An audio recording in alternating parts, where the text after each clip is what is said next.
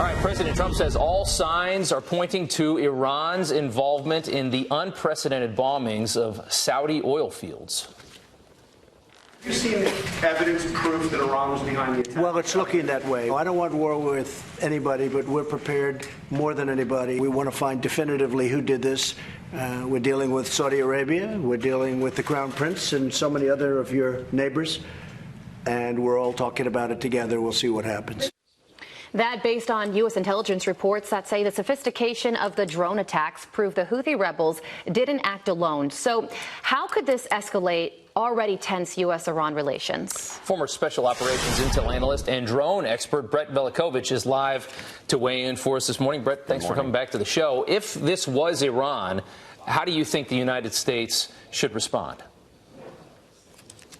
Well, in my opinion, the latest attacks in Saudi are proof that the Iranian regime is clearly okay with upsetting the global energy supply and has no intention of stopping their destabilizing actions anytime soon. In their eyes, if they cannot export oil, then neither should anyone else. And so they really have nothing to lose at this point. But the latest attacks in Saudi represent a serious change in their calculus and an escalation that warrants a more direct response. And the problem is that their recent activities have gone unchecked for too long. They keep getting away with it, and that emboldens them. This is a regime that only understands the concepts of power and strength. And we look weak in their eyes when we simply have no action in regards to when they conduct these type of attacks. And my concern has always been that ever since they shot down our drone over the Persian Gulf, that we would start to see more Iranian attacks in the near term. And I think that we're seeing that here because we essentially set a red line whether we wanted to do that or not. If they can strike one of our most important military assets in the region, a $100 million drone, what's to keep them from striking other targets in that case? And so that's why I think we need to take a little bit more direct action in this case in response. Yeah, and they continue to act up. We see this sort of repeated behavior from Iran. As a drone expert, what can you tell us about this attack, and why do you think U.S. intelligence is so far saying that it's looking like Iran is responsible, even though Yemen has claimed responsibility?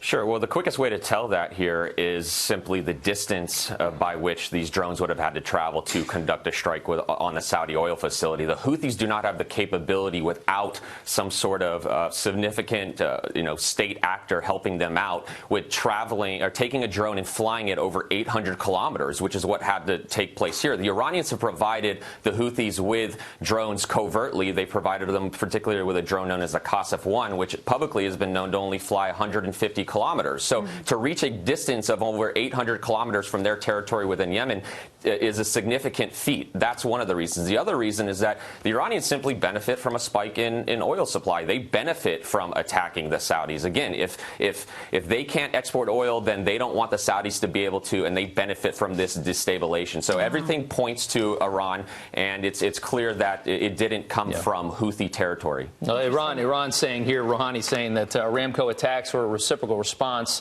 by the Yemeni people, or I should say, exercising their legitimate right of defense. The attacks were a reciprocal response to aggression against Yemen for years. So obviously Iran saying it was Yemen. That's likely to be a lie if we're right about it being Iran. But let's talk about a second topic here, because this obviously is going to create pandemonium in the energy markets, and oil prices have shot up. President Trump says we should be energy independent in this country. Does this make that a legitimate claim? Well, I think in a large way, the president has really pushed for us to become energy independent, particularly when it comes to oil. We are already the largest producer of crude oil. We need to become the largest exporter of it as well. But I think some of this talk about potentially releasing our own reserves in this case, we might not necessarily have to do that. The Saudis are working really, really hard to get all of their production back to those levels. We need that for our own economy. Our own economy depends on, globally, everything working out there as well. So we need them to get their production facilities back online. But we should be energy independent, and I think we're already working towards that because of the president's policies to do so. Yeah, we sure are. Well, it looks like Iran and the president are not going to meet at the General Assembly next week, so more to come on this one. Brett, thank you so much for being with us. Thank you.